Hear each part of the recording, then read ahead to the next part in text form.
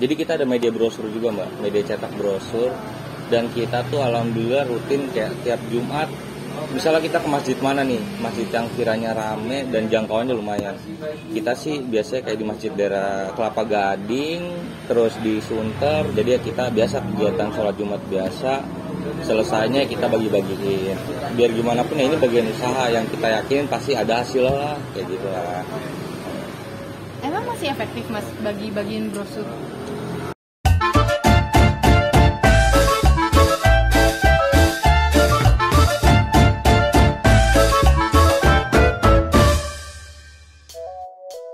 Saat kita ngelakuin bentuk usaha apapun yang kita rasain ada hasilnya gitu mbak, yang akhirnya bikin kita walaupun mungkin brosur nggak seefektif dulu atau kita juga nggak tahu lah entah efektif brosur itu berapa persen dari segi promosi, cuma yang jelas itu jadi kegiatan pasti yang selalu kita lakuin. Mungkin tujuannya ya biar kita juga terus berusaha untuk kenalin, terus juga yang kedua supaya kita juga bisa saling ngingetin sholat Jumat minimal kalau bareng-bareng kan sholat tuh. Kalau sendiri mungkin aja ada yang ketiduran atau gimana atau ya mbak kayak gitulah mungkin ya. Cuman ya tetaplah kita jalanin, kita anggap sebagai ya ini kegiatan yang menyenangkan ya sambil kita promosi. Sebelumnya tuh ada juga kegiatan kayak ngaji itu ngaji yang keliling-keliling rumah. Misalnya minggu ini di rumah saya, minggu depan di rumah siapa, dan itu aktif.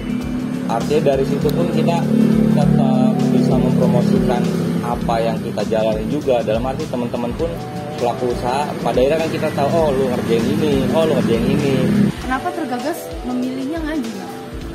Karena gimana ya mbak, di kondisi sekarang bukannya kita juga mau so suci atau so bener ya, kita juga anak muda yang banyak kekurangan. Cuman dalam arti makin kesini kita makin tahu ya mungkin hidup berat dalam tanda kutip. Menurut ya akhirnya kita juga sadar, kita juga sempat jadi anak-anak muda yang ngelawan keadaan, maksudnya susah nih misalnya atau nggak punya kerjaan, ya kita ngelawannya kayak kondisi kok begini segala macam. Cuma pada akhirnya kita pikir manfaatnya nggak ada, rugi ya iya, cuma capek. Atau pada akhirnya kenapa nggak coba kita pelan-pelan berubah diri mungkin ya saat itu kita bicara mungkin aja saya ada yang berubah, kehidupan juga ikut berubah entahlah sampai pada hari kita coba ya dikit-dikit berubah yang tadinya mungkin nggak sholat kita coba sholat gitu-gitu yang tadi udah sholat putus-putus kita coba 5 waktu gitu-gitu ya proses lah mbak sampai pada akhirnya ngaji pun ternyata ya walaupun bukan anggotanya nggak banyak sih mbak kayak circle teman-teman kita, cuman pada akhirnya saat ada acara itu dan semua datang tuh kayak seneng aja gitu, akhirnya kita bisa belajar bareng. Karena kan di kondisi sekarang ya mungkin bukan budaya ngaji itu sebenarnya kebutuhan juga ya sebagai umat muslim khususnya. Cuman ya kita lihat kondisi sekarang kan mungkin sedikit juga mbak yang udah aktif untuk ngaji gitu, akhirnya ya udahlah sekalian ajang silaturahmi. Karena yang ngaji itu sebenarnya teman kita bukan dari yang utara doang, di Bekasi juga datang, bahkan dia sebagai senior di situ, dia yang juga yang ngebimbing kita gitu-gitu. Jadi buat kita jadi aktivitas yang menyenangkan. Akhirnya itu ngajinya rutin setiap hari, setiap malam Senin. Setiap malam Senin ngaji? Iya. Akhirnya ya kita jadiin ajang silaturahmi juga, kita jadiin ajang belajar juga. Emang prinsip kita sih gimana caranya hasilin kegiatan-kegiatan yang menyenangkan lah, minimal itu aja. Kalau bicara promosi, biar gimana pun buat kita sih mbak, media sosial jadi peran penting banget sih buat promosi, biar gimana pun. Iya, walaupun ya followers kita belum followers yang banyak atau gimana, cuman minimal dari followers itu yang emang aktif semua dan kita tahu mereka menurut kita udah yang wah alhamdulillah. Kasarnya mungkin 300, tapi 300 emang kenal semua atau aktif, wah itu udah cukup lah buat kita. Walaupun kita nggak akan pernah berhenti terus promosi, ngenalin Arumi bagaimanapun medianya, caranya kita bakal terus lah. Mungkin salah satu dari ngelapak atau akhirnya hari ini dapat kesempatan dari Mbak sebagai media Indonesia, menurut kita wah banyak alhamdulillah yang kita dapetin lah gitu lah. Selain itu sih ada juga Mbak, jadi kayak kita tuh biasanya setiap hari Minggu pagi kayak habis sholat subuh gitu kita bareng-bareng untuk ke area jogging gitu. Kebetulan ada ya di daerah Bekasi, Harapan Indah situ. kita di situ bawa kopi botol, beberapa botol. Kita juga biasa bawa brosur untuk ya bagi-bagiin sambil jualan kopi lah basicnya. Ya menurut kita nggak ada keadaan yang salah lah mbak. Yang salah tuh emang kalau kita nggak ngapa-ngapain banget. Akhirnya kita cuma nyalain keadaan doang. Kok gini-gini aja. Kita bisa ngelangkah sampai hari ini juga pun kita yakin banget bahwa kita juga diarahin. Artinya mungkin kita dikasih jalan untuk sampai ke titik ini. Akhirnya kita yang selalu kita yakin adalah kita yang penting berusaha, ya berdoa terus dan setelahnya pasrah. Karena kita yakin hasil itu pasti dari Allah yang ngasih kayak gitulah. Yang akhirnya minimal walaupun mungkin kita belum dapat, saya bilangnya belum ya. Tapi yang alhamdulillah kita rasain setiap hari selalu tenang, selalu senang, dan selalu tiap hari itu alhamdulillah selalu ada progres baru. Ya walaupun entah progresnya cetak brosur misalnya, contoh saat itu cetak brosur ada ya udah bagi brosur, atau maksudnya selalu ada progres baru setiap harinya, entah dari menu yang kadang kita promo ini promo itu ya, intinya tiap hari itu selalu ada progres saya sih. Iya, intinya kita terus berusaha aja sih mbak, inovasi, dan kita juga alhamdulillah nggak merasa terbebani. Mungkin dalam arti oke, kita bicara waktu kemakan banyak untuk ngurusin usaha, cuma dalam arti kita juga niatin usaha untuk ibadah. Dalam arti ya kita juga kayak gini kelak juga sukses buat siapa sih kalau bukan buat orang tua. Karena emang motivasi utama kita saat ini ya orang tua sih mbak. Ya kita pun bisa sampai saat ini bukan karena juga kita hebat atau mampu, enggak sebenarnya. Mungkin ya yang pertama kalau kita yakin mungkin ada dua orang tua yang emang selalu ngedoain kita, terus juga support teman-teman yang selalu ya support lah apa yang lagi kita jalanin, lakuin mereka selalu support, entah dari sisi datang ngobrol atau wah pokoknya luar biasa dah yang kita rasain juga kalau respon dari temen atau anak muda sekitar. Kalau dari warga sekitar sih alhamdulillah juga responnya baik ya, walaupun sebenarnya untuk daerah sini daerah yang cukup awam juga dengan menu-menu yang ada sebenarnya. Dalam arti ya mungkin untuk skala konsumsi mereka kayak buat jajan mungkin nggak terlalu besar, mungkin kayak Jakarta Selatan dan lain-lain. Tapi artinya kita pun juga tetap optimis bahwa kita layak kok untuk jualan di sini, walaupun mungkin secara jangka waktu untuk berkembangnya nggak yang secepat saat kita buka di tempat lain yang emang tahu menunya. Cuman kita yakin optimis bisa.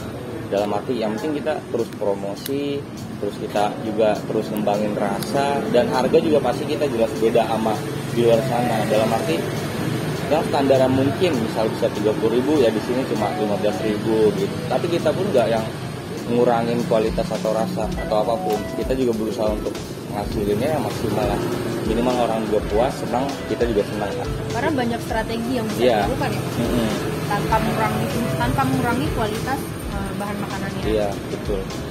Karena ya kita kalau ngurangin kualitas menurut kita sih untuk di bidang makanan kayaknya bukan solusi terbaik.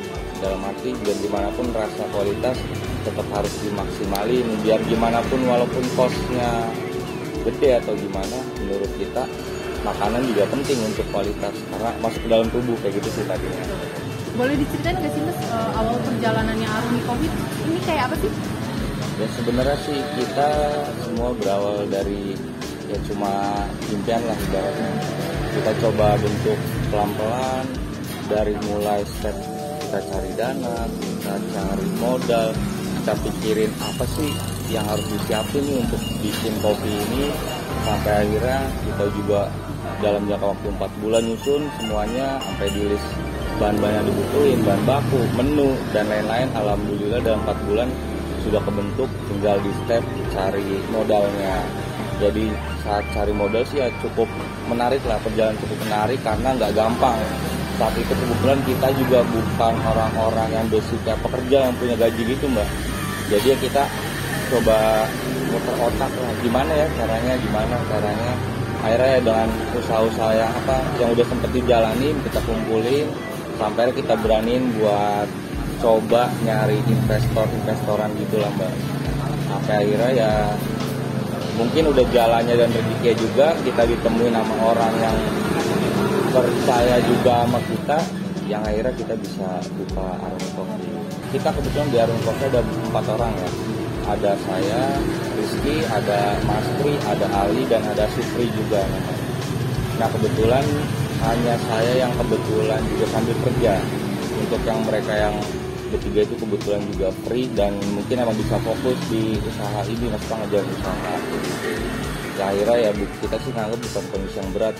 Maksudnya kita juga pada akhirnya tetap bisa sampai dan dapat kayak gitu. Cuman emang perjalanannya yang agak unik aja buat sampai akhirnya bisa jadi gitu. Drama-drama juga banyak gitu. Ceritain dong kalau gitu, perjalanannya itu kayak apa sih? Yang menarik kan yang saat kita juga, oh iya, sebelumnya tuh kita juga kan terpisah-pisah, bukan dari yang nyatu tuh berempat itu, enggak punya apa namanya hidup sendiri. Sampai ada momen yang akhirnya kita bisa nyatu. Dulu tuh sempat ada juga franchise minuman gitu. Kebetulan Mas Tri juga dia baru keluar dari production musik gitu. Akhirnya dia juga saya ajak buat udah nih apa namanya istilahnya buat jembatani lah dibanding lu nggak ngapa-ngapain begitu. Walaupun saya juga selalu bilang kalaupun ada jalan yang lebih baik justru nggak apa-apa, justru gue support. Kalaupun pahitnya mungkin di kondisi sekarang kan ya ada aja kerjaan yang harus bayar gitu dalam tanda kutip. Akhirnya saya bilang kalaupun ada kayak gitu pasti gue juga support. Maksudnya tujuannya buat menjembatani.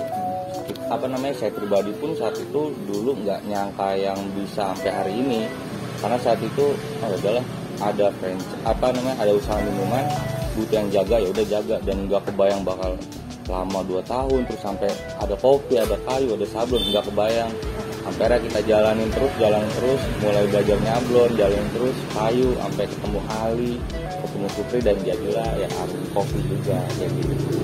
Bisa dibilang ini teman-teman dari Arumi itu punya keahlian yang berbeda-beda Iya, ya. betul. Kalau kayak Mas Rizky itu kayak bisa dibilang humas kali ya Mas ya? Humas-humasnya atau yang mengurus administrasinya seperti itu ya? Kebetulan sih saya di sini ngerjainnya itu sosial media, ngerjainnya juga administrasi, finance, keuangan, sama marketing lah. Paling enggak ya kayak ketemu orang buat ngomongin apa yang berurusan sama proyek yang ada di sini. Nah, itu biasanya saya yang untuk ngomongin segala macam gitu. Untuk yang lainnya kayak yang si Ali dia kebetulan yang di ngerjain kayu kayak bikin meja, bikin frame gitu. Sedangkan Mas Tri itu ada di sablon, produksi sablon ya apa namanya kaos gitu lah. Sedangkan Supri kebetulan ada di warung buat jagain warung juga kayak gitu. Ya kita saling bantu lah. Tadi kan Mas Rizky bilang kalau awalnya itu cari dana nih susah nih, karena keadaannya juga bukan orang yang bisa dibilang punya uang banyak gitu kan.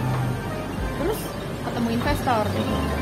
Gimana cara meyakinkan investor-investor itu Mas? Nah ya mungkin ya ini juga bisa juga jadi tips lah, mungkin di luar sana ada yang mungkin yang mau bangun usaha tapi juga mungkin mentok di duit atau modal. Emang sih biar gimana pun modal tuh sangat penting juga lah, mau bangun usaha namanya modal.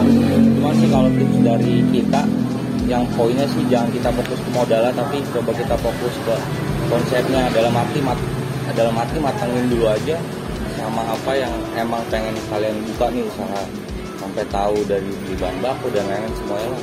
Insya Allah kalau soal modalnya ikut lah, ada rezekinya entah dari mana juga. Berarti kalau tips dari Mas Rizky itu pertama-tama sebelum maju ke investor kita punya modal konsep yang meyakinkan mereka. Betul, gitu ya Mas ya. Yang meyakinkan. Ya paling enggak mereka yakin bahwa dia sebagai investor nggak rugi lah dia invest kita, karena pun kayak dibilang soal angka berapa yang dia dapat kan dari kita juga udah bisa kalkulasi kayak cukup sehari itu minimal penjualan sekian cukup buat nutup ini gitu dan sebenarnya sih itu kan emang plan kita doang ya sebagai pelaku usaha, kita nggak tahu gimana jalannya. Cuman ya kalau kita modal yang pertama optimis, tapi bukan berarti kita cuma pasrah aja, maksudnya tetap ngusahain promosi serius, nyari rasa terbaik supaya orang juga datang lagi gitu sih. Jadi tetap yakin dan usaha lah terus. Kalau di Arumi Coffee ini best sellernya apa sih Mas yang paling banyak dibeli orang? Sebenarnya untuk best seller dari minuman mungkin ada menu yang di depan Mbak ini varian Choco namanya. Jadi dia ada es krimnya, ada Oreo-nya gitulah. Untuk untuk makanan sendiri ada spaghetti yang paling banyak disukai. Sebenarnya sih ya bukannya kita juga gimana ya.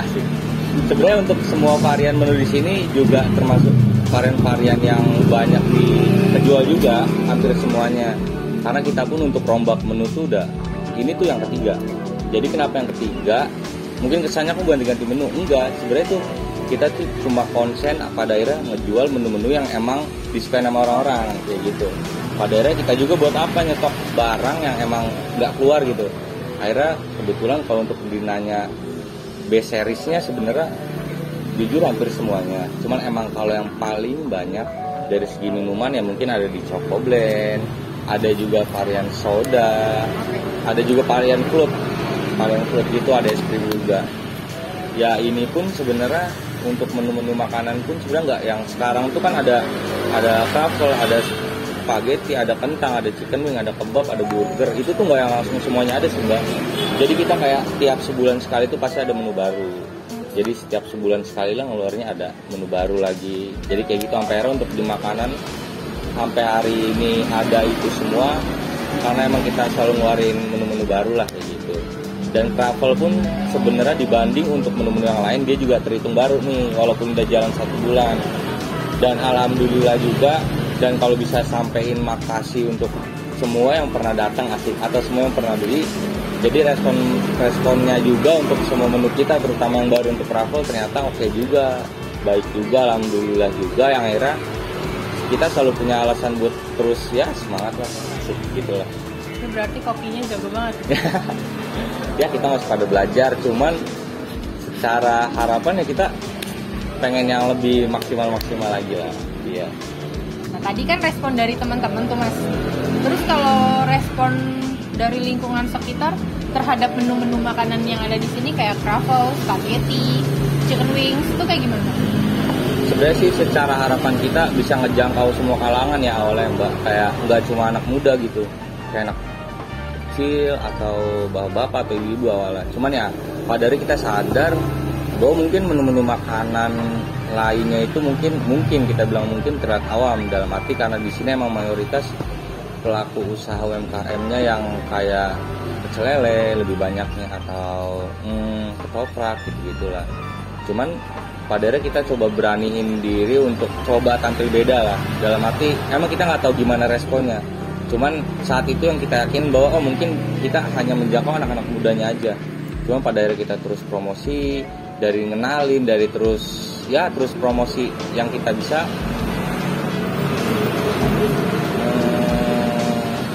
Sampai pada akhirnya dari kalangan bapak-bapak atau ibu-ibu pun baik juga responnya. Kayak dia juga ada beberapa kali yang suka datang lagi atau repeat lagi. Wah seru lah Mbak. Maksudnya akhirnya kita juga bukan ngerasa puas sih, maksudnya senang juga. Secara puas kita bakal terus coba perbaiki lah, entah dari cara pembuatan, penyajian, masih banyak sih sebenarnya yang harus kita perbaiki.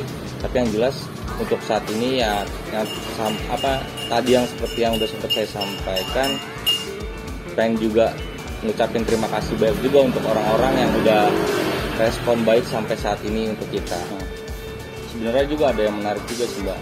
Jadi kayak dari masukan, respon dari teman-teman atau orang-orang yang datang. Jadi kayak dia bilang Arumi punya tempat yang lebih kapasitasnya lebih banyak dong. Lebih besar. Karena ya kadang kita juga mau kesini susah naruh motornya atau kadang bangkunya juga udah keisi semua kayak gitulah. Cuma ya untuk saat ini kita cuma bisa jadiin itu motivasi, kita catat dan kita kejar paling. Karena ya secara plan, secara harapan juga pengennya sih tahun depan tuh udah bisa berkembang, minimal ada juga tempat yang lebih baik, pelayanan yang lebih baik, mungkin ada akustikannya juga ya lebih enak lah untuk orang buat main kesini gitu. Cuman ya untuk saat ini kita selalu bilang ke dia walaupun kita belum bisa ngasih tempat yang sesuai harapan mereka, paling nggak kita berusaha untuk ngasih rasa-rasa menu yang terbaik lah.